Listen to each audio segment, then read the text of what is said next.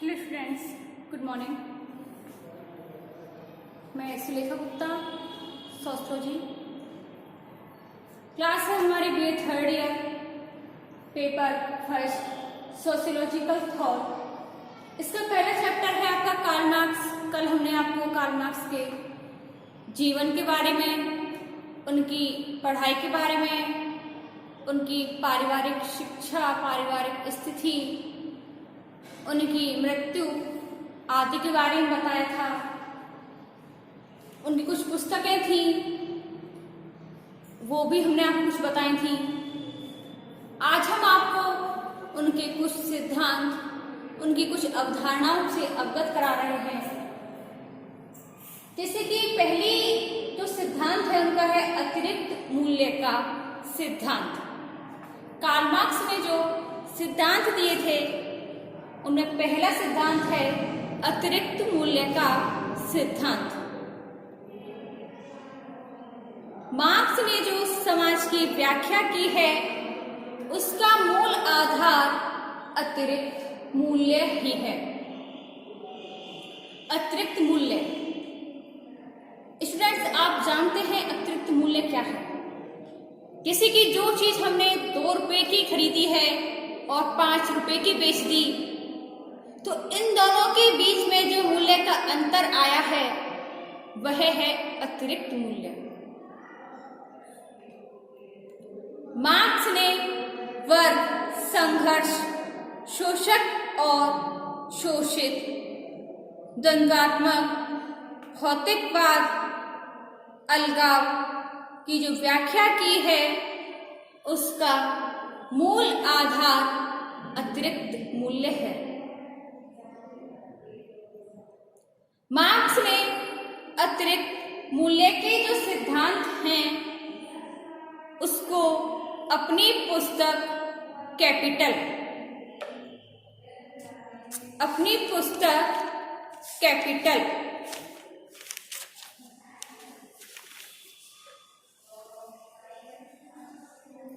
हमने कल पढ़ी थी अपनी दास कैपिटल जो बुक है, उसमें अतिरिक्त मूल्य का जो सिद्धांत है उसको प्रतिपादित किया है। अतिरिक्त मूल्य से हम समझते हैं कि जैसे कि कोई भी वस्तु का हमने निर्माण किया या जितना हम उसमें खर्च आता है उस खर्च की तुलना में जितने अधिक मूल्य में वह वस्तु बेची जाती है और इसके खरीदने और बेचने के बीच में जितना अंतर होता है वह अतिरिक्त मूल्य होता है। जैसे कि मान लीजिए हमने 4 रुपए की एक लकड़ी खरीदी कुर्सी बनवाने के लिए। 4 रुपए की हमने लकड़ी खरीदी कुर्सी बनवाने के लिए, इसमें 2 रुपए लगे किलो के, 10 रुपए लगे बढ़ई को कुर्सी का निर्माण करने के लिए, तो टोटल हुए हमारे 4 + 2 + 10 बराबर 16 रुपए। और यदि हमने ये 18 रुपए की बेच दी, 16 में हमारी कुर्सी बनके तैयार हो जाती है, लेकिन हम अगर 18 में इस कुर्सी को बेच देते हैं तो हमारा अतिरिक्त मूल्य होगा 18 - 16 बराबर 2 रुपए। यानी कि जितने में कोई भी वस्तु खरीदी जाती है और जितने की वह वस्तु बेची जाए, तो इन दोनों के बीच का जो अंतर होता है वह होता है हमारा अतिरिक्त मूल्य।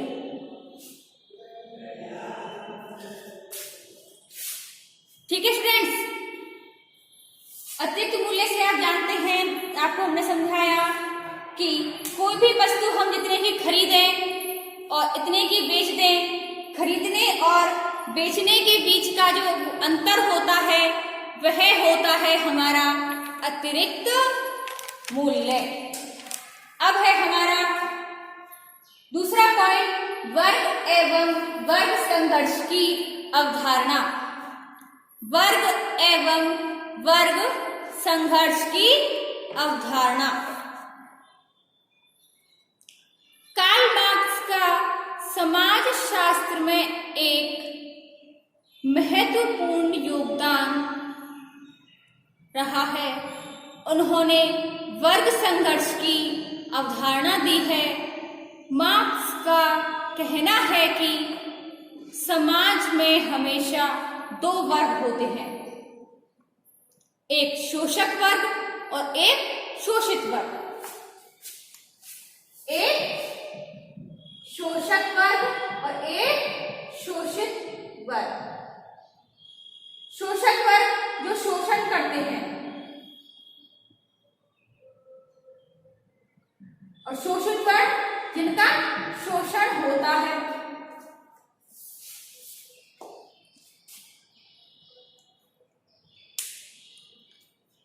और इन जो वर्ग होते हैं, शोषक वर्ग और शोषित वर्ग, इनका जो वर्ग होता है उनका आधार होता है आर्थिक। शोषक वर्ग जो होता है वह आर्थिक रूप से उठा हुआ होता है, आर्थिक रूप से परिपूर्ण रहता है, और शोषित वर्ग जो होते हैं वो आर्थिक रूप से कमजोर होते हैं और शोषक वर्ग शोषित वर्ग का शोषण करते रहते हैं।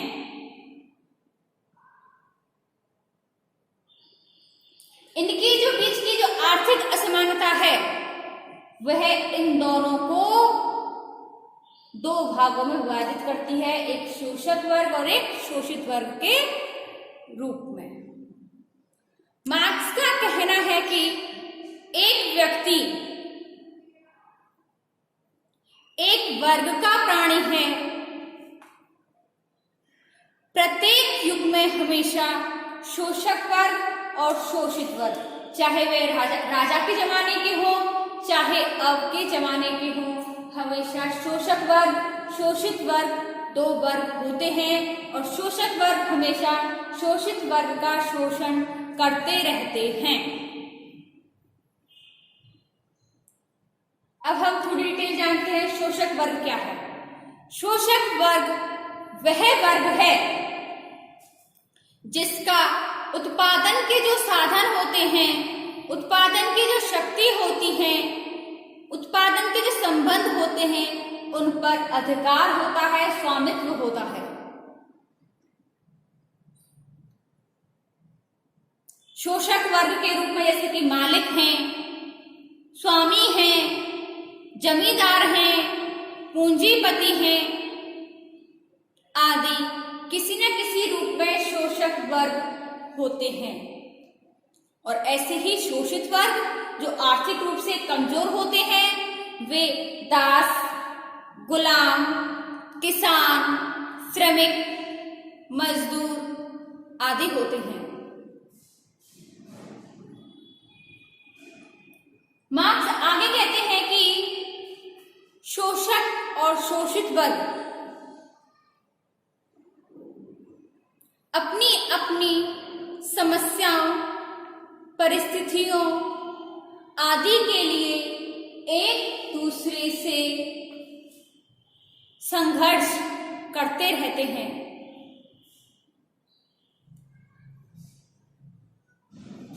मार्क्स ने भविष्यवाणी भी की थी कि इतिहास में एक समय ऐसा आएगा कि सर्वहारा वर्ग, शोषित वर्ग को, श्रमिक वर्ग को एक वर्ग और दिया गया है, सर्वहारा वर्ग, जो सर्वहारा वर्ग है यह पूंजी वर्ग की व्यवस्था को समाप्त कर देगा। ठीक है स्टूडेंट्स, हमने अतिरिक्त मूल्य, वर्ग एवं वर्ग संघर्ष की अवधारणा को समझा। अब तीसरा पॉइंट आता है हमारा द्वंद्वात्मक भौतिकवाद। द्वंद्वात्मक भौतिकवाद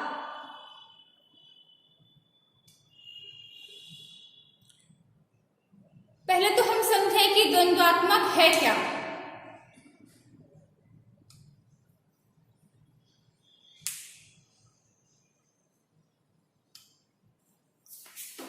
द्वंद्वात्मक अंग्रेजी के शब्द डायलेक्टिक का हिंदी रूपांतरण है। डायलेक्टिक शब्द है, यह लैटिन भाषा से आया है और द्वंद्वात्मक यानी कि डायलेक्टिक का हिंदी अर्थ होता है वाद विवाद करना, अर्थात तर्क वितर्क करना। द्वंद्ववाद एक चिंतन की प्रणाली है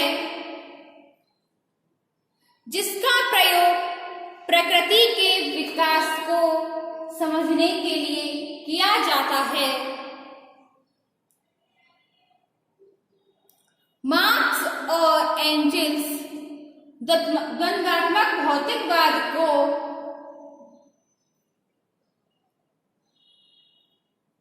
तीन तरह से अध्ययन करते हैं। पहला है शक्तियों का द्वंद्व,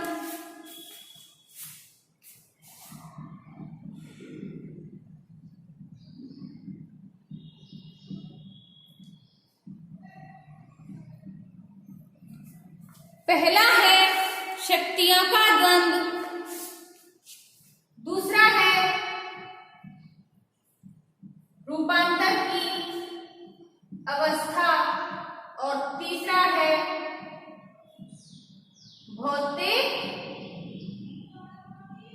विकास। तीसरा है भौतिक विकास।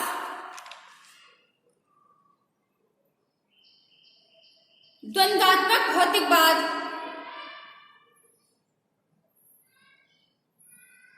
कार्ल मार्क्स हीगल के प्रभाव के कारण करते हैं, जिसके परिणाम स्वरूप मार्क्स हीगल के द्वंद्ववाद को अपने दृष्टिकोण से संशोधित करके समाज के अवलोकन, विश्लेषण और सिद्धांत के निर्माण में अपनाते हैं। मार्क्स कहते हैं कि मानव समाज के इतिहास में हमेशा पदार्थों में संघर्ष रहा है। इनके अनुसार विश्व का जो मूल है वह भी पदार्थ ही है। सर्वप्रथम विश्व के पदार्थों में परिवर्तन होता है और उसके बाद सामाजिक, आर्थिक, धार्मिक, राजनीतिक आदि में परिवर्तन होता है। इस प्रकार हमने द्वंद्वात्मक भौतिकवाद को समझा। अब चौथा पॉइंट है हमारा अलगाव का सिद्धांत। अलगाव का सिद्धांत। तो फ्रेंड्स, कार्ल मार्क्स ने वर्ग संघर्ष, भौतिकवाद, अतिरिक्त मूल्य आदि की अवधारणाएं दी, इनको प्रतिपादित किया। यह सामाजिक विज्ञानों में अतिरिक्त समाजशास्त्र में भी विशेष महत्वपूर्ण अवधारणा है। मार्क्स के अनुसार पूंजी व्यवस्था को अलगाव की अवधारणा के बिना नहीं समझा जा सकता। मार्क्स ने अपनी पुस्तक पूंजी यानी कि जो दास कैपिटल है ना, वही दास कैपिटल में अलगाव के सिद्धांत की व्याख्या की है। इनके अनुसार आदिकाल में श्रम का विभाजन नहीं था। पहले श्रम का कोई विभाजन नहीं था, ना ही कोई मशीनें थी। व्यक्ति अपना कार्य स्वयं करते थे, कोई औजार नहीं थे, सारा काम अपने आप हाथों से करते थे। उत्पादन के कोई उपकरण नहीं थे, जिससे कि उन्हें मानसिक संतोष मिलता था, क्योंकि अपना कार्य हम खुद करते थे, उनको संतुष्टि होती है कि हाँ भाई हमने ये हमारा काम कर दिया। लेकिन अगर वही हमारा जो काम है वह कोई कार्य मशीन करने लग जाए आज, तो हमारा माइंड थोड़ा अपसेट हो जाता है और माइंड को संतोष नहीं मिलता। जैसे जैसे फिर धीरे धीरे श्रम का विभाजन बढ़ने लगा, उत्पादन के साधनों का विकास हुआ, वैसे ही व्यक्ति का उत्पादन वस्तुओं और श्रम आदि से अलगाव होता चला गया, यानी कि उनसे दूरियां बढ़ती चली गई। तो स्टूडेंट्स, आज हमने कार्ल मार्क्स से कुछ सिद्धांत और उनकी अवधारणाओं को जाना है। इससे आगे हम आपको कल अपनी नेक्स्ट वीडियो में बताएंगे। धन्यवाद।